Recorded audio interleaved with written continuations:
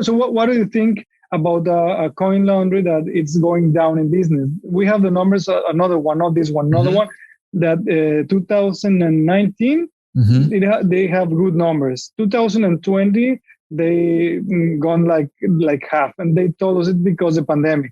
So I say, okay, so let's see the 2021 numbers, and the numbers are not getting up.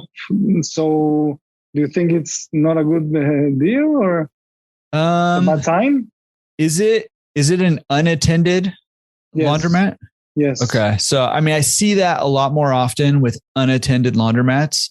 Okay. And what I have seen happen is that a lot of unattended laundromats, they're just having trouble keeping it clean.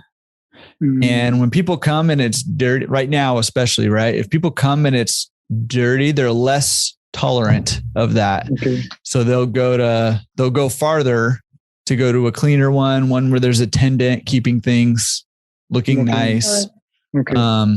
So all that to say, no, I mean, it's okay to buy that laundromat or to pursue it to make sure, it makes sense. But number one, you're going to value it less, obviously, because it's making less.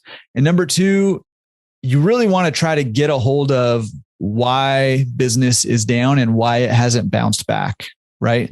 Could be just because they haven't been keeping it clean as much, but it could be a new competitor came in. It could be a lot of different reasons, right? Machines keep breaking down, whatever.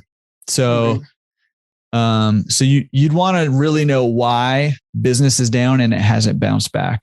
Okay. And then you'd want to have a plan on how you're going to fix it. This answer is coming from the pro member perk of the Library of Knowledge, which, as you can see is from the screen share here, is a searchable library of short form Q&A videos. That's all searchable. You can search questions you have here.